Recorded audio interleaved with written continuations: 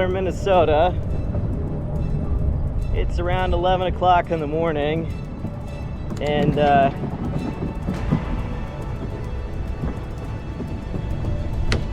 I just finished my breakfast at Burger King.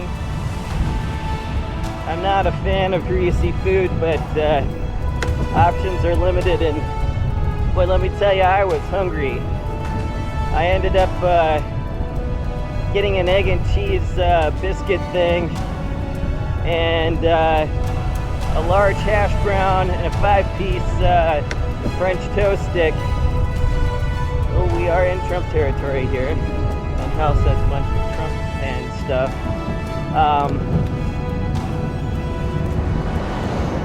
I didn't finish the French toast stick, so I've got a snack for later. So I guess I wasn't quite as hungry as I thought I was. And I am now, for the first time today, headed in the right direction. I had to backtrack into Clearwater to get breakfast, which, trust me, was a definite necessity. So this is the second time I've ridden this stretch going this direction, and I've done it once in the other.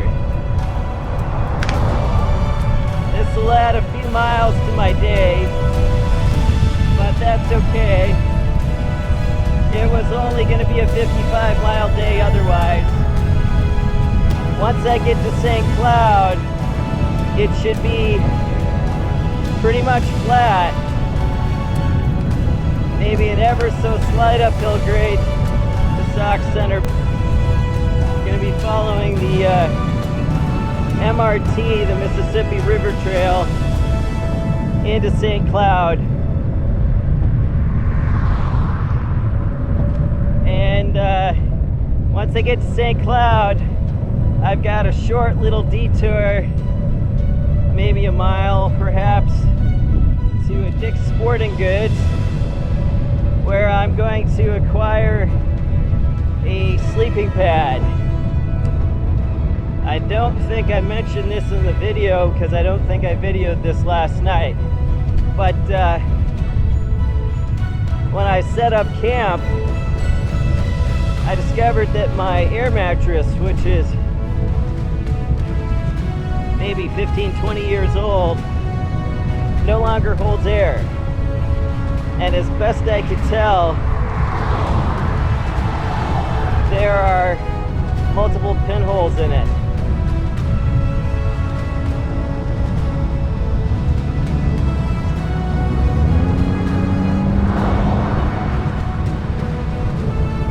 I don't know what the heck that was about.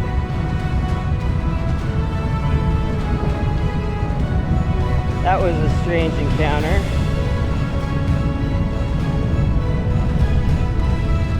Oh, I don't have any lights running, and I don't have my seat fans running. That explains why it's hot. So anyway, yeah, my air mattress doesn't hold air, which was incredibly inconvenient because the ground was kind of rocky. And so I ended up sleeping on my seat pad, at least for the bit of the night where I did actually sleep, which frankly wasn't much.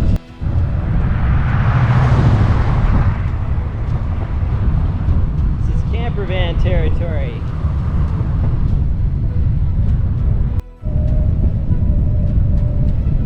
I've reached the theoretical outskirts of St. Cloud.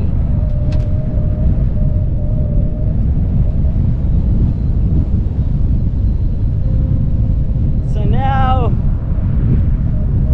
I've got to wind my way through downtown to get to the trailhead and Dick's Sporting Goods. I was nearly caught up to the cyclist up ahead, but hit a little hill. I didn't take it all the way down to Granny Gear, but I did have to go down to the lowest gear on my middle chain ring.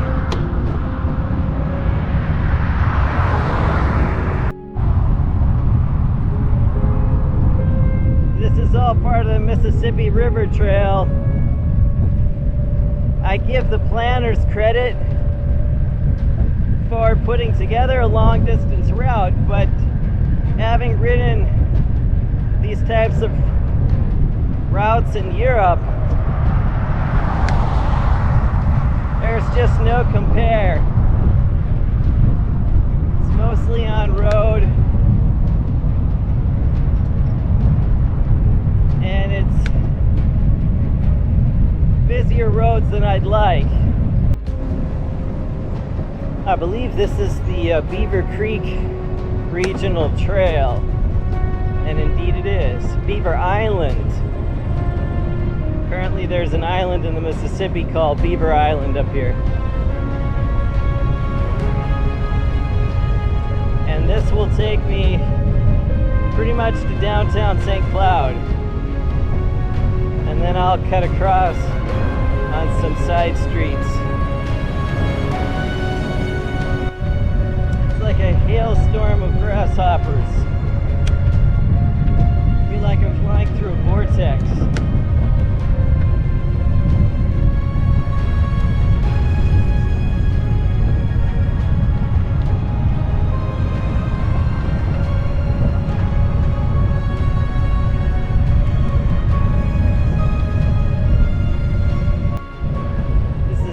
Particularly enthralling area to ride. It's the most direct route in, but the trail is pretty rough. I suspect in the early years of this trail, it was quite a nice trail. Definitely saves riding on the road.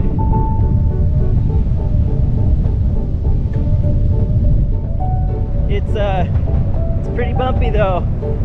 We are in a construction zone.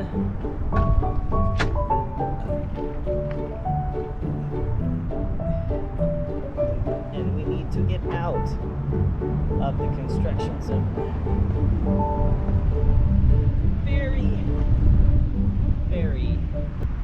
Very careful. Oh, so careful.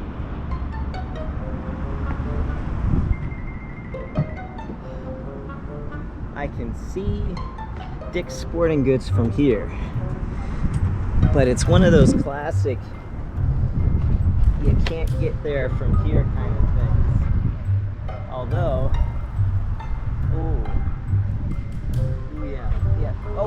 she just bottomed out. Okay, so we are going to get back in the Quest, whose brakes seem to be in need of adjustment, and we're going to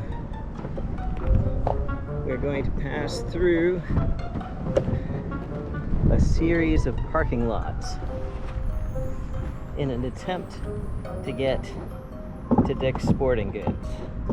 This is all part of the adventure because, of course, none of this was part of the original route plan.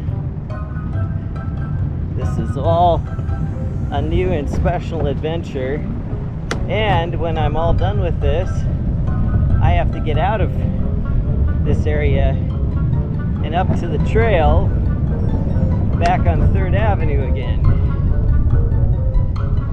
which will involve finding a different north-south route than this, because this is obviously not something I want to go back through. People in St. Cloud obviously are not used to bicycles because they do not get how this works. I have right away and a bunch of people just kept one right after the other turning left in front of me.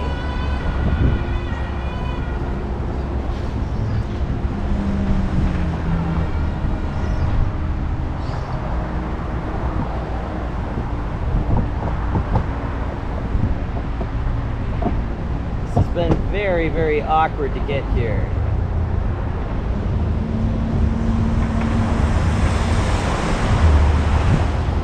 And now I gotta wait for everybody to turn right.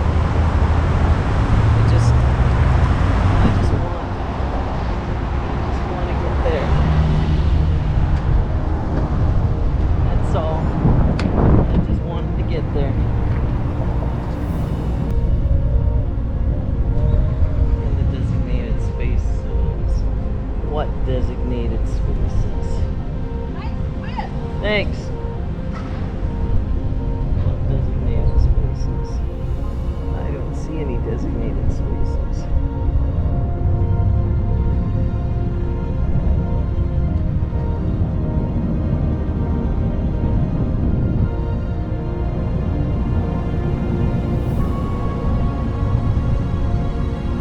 Well, there don't seem to be any designated spaces. Oh, that's their idea of a designated space. Okay. Okay. That's right. Hey, That's awesome. thanks.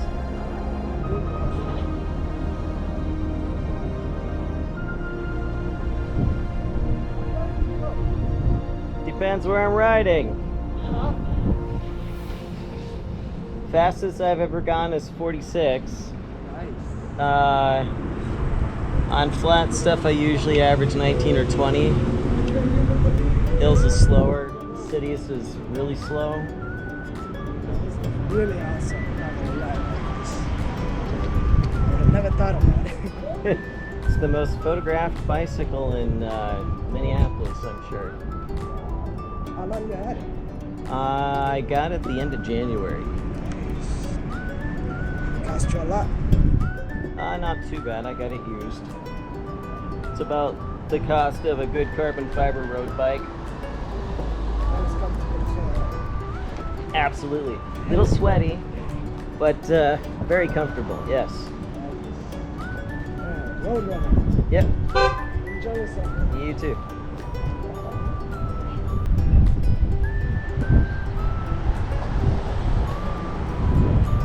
This is the first? I bet it is. I've gotten that a lot the last couple days. It looks like that'd be fun to ride. It is, except it's not so great here in St. Paul or St. Oh, Cloud. really? Yeah. Time to get run over? Well, yeah, that, and they keep tearing up your streets. Yeah, you never know where you can go anymore. You're pretty low there. I am pretty low. Yep. I haven't bottomed out yet, but I had quite an adventure to get here. My air mattress last night, I blew it up and then it deflated, and I discovered that there's multiple pinholes in it, which isn't surprising. It's 20 years old. So it'll be more comfortable tonight, I'm sure. I just have to figure out where to stick this. It's So not. do you pedal that, or you got a motor in there? I pedal. I do not have a motor. It's just pedals are up front. Oh, yeah, that's pretty cool. Yeah. Can I take a picture of that? Sure. Everybody wants a picture. Like I said, I just don't see them very often. You do not. You have a nice day, though. You too. Where the hell am I gonna put this thing? I need to rearrange things so I can put the sleeping pad in someplace a little bit more comfortable, because I'm sitting very awkwardly right now with it.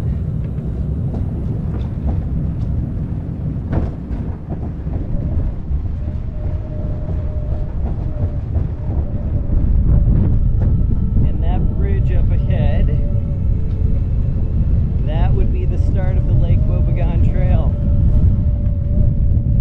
This is a momentous occasion. And of course the pavement would end right where I needed it. We are going off-road.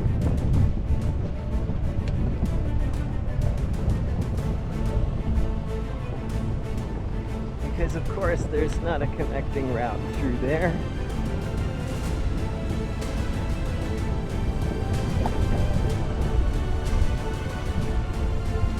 It's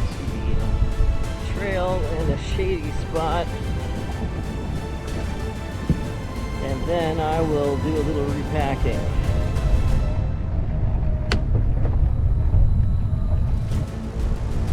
I am crossing the Sauk River. This portion of the Lake Wobegon Trail is quite new. And should have nice smooth pavement. More grasshoppers. Theoretically, this part is not actually rail trail because the rail line is still operational next door, like literally next door. I am moving faster than something. I'm moving faster than the train.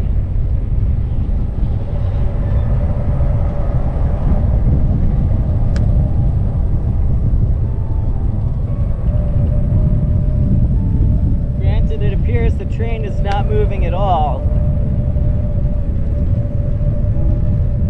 Yes, it's quite stationary.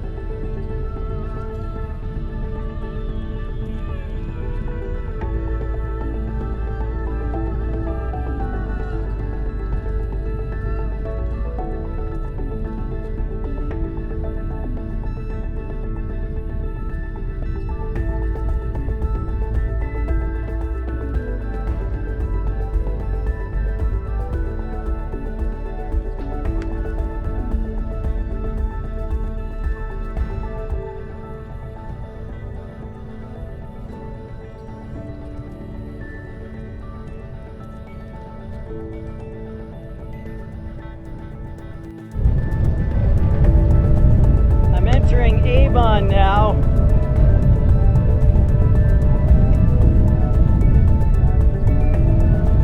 And I'm cruising much better now that I'm on the trail.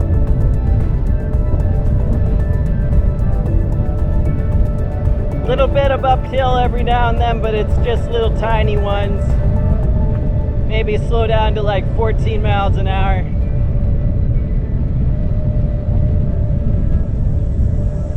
Nice garden area over there.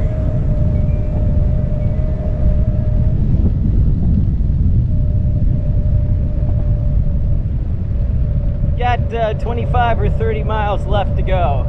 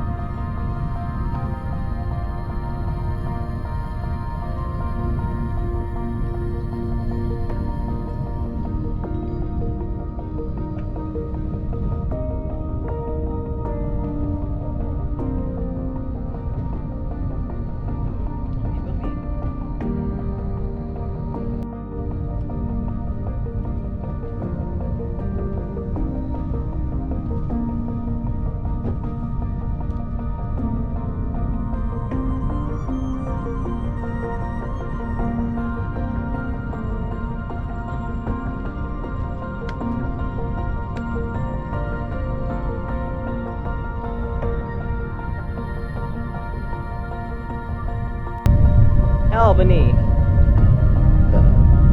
Excuse me.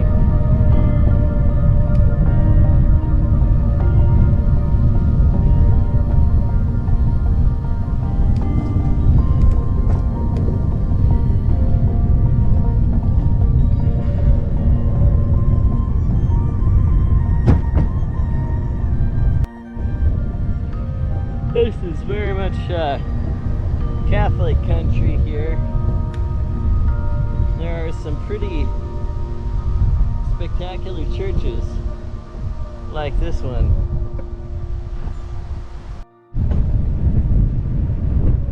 We are passing in the vicinity of downtown Albany with your classic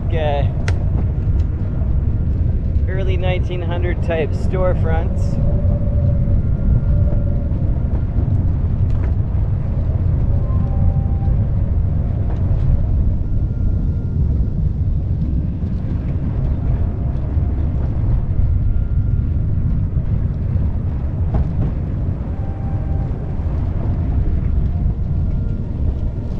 So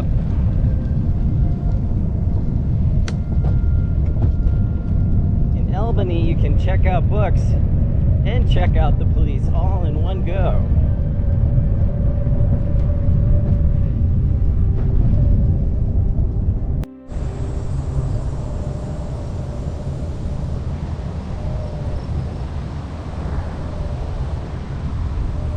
This is the junction with the spur that goes to Holdingford. So from here, it's 22 miles up to Highway 10 in Royalton. I've gone as far as the Blanchard Dam in the Mississippi that's 20 miles out. And, well, they don't tell you, here they tell you. So, from St. Joseph, it's 16 miles, so it's 16 miles since I had lunch. I'm headed to Sauk Centre, which is 20.7. And in the past, I've gone as far as Osakis. I think I may have started actually in Albany the time that I went to Osakis. Recumbent incoming, under seat steering.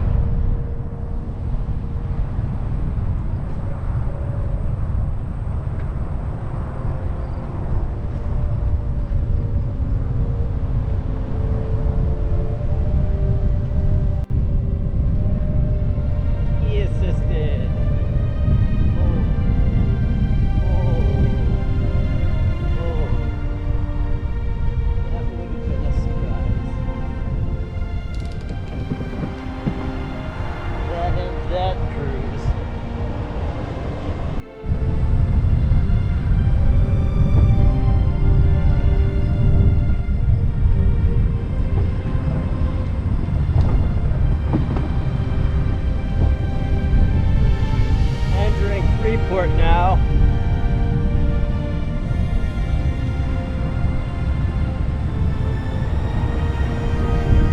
My nice downhill ended and presented me with a little bit of an uphill into the wind.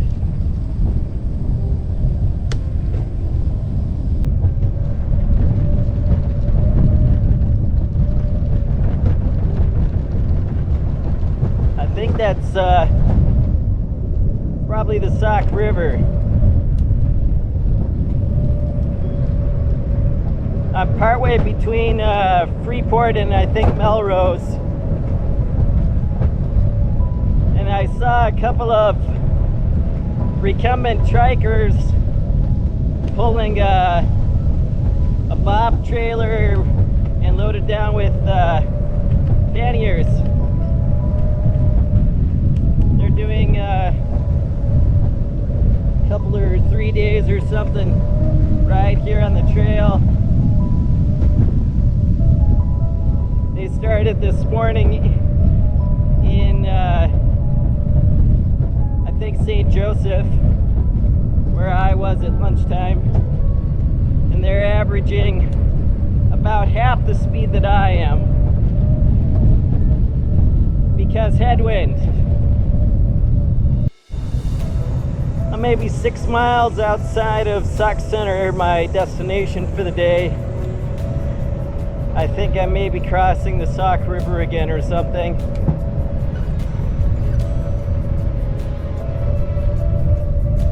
A little bit of a bump.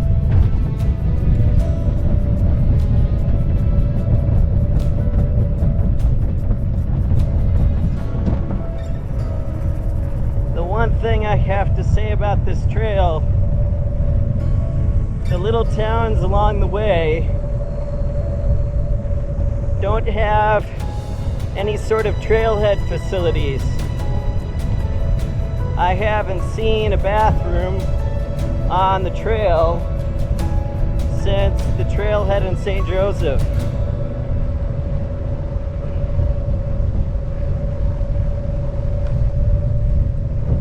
So that, and there's nowhere to refill water.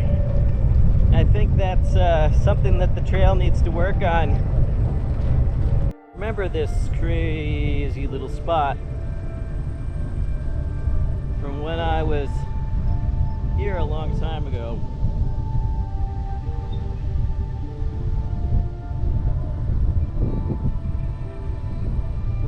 I'm not exactly sure what Memoryville is.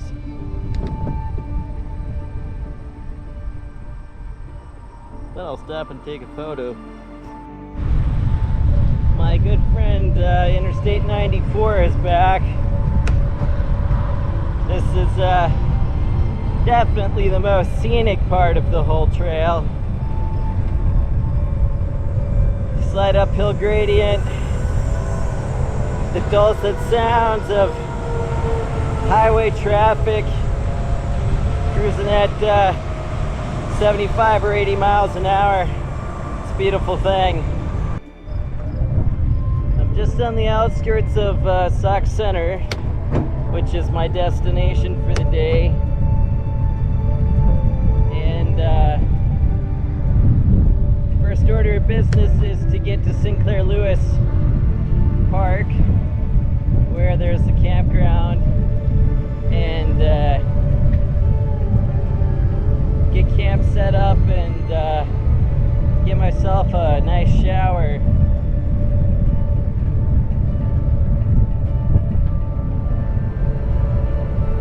And then I can get some supper and chill out for the night.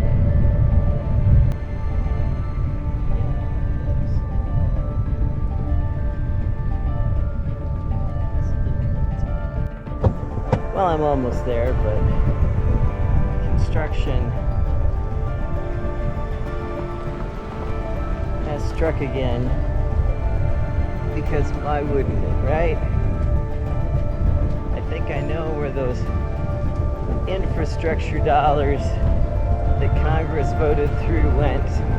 I think they went to all these little podunk towns to get new roads.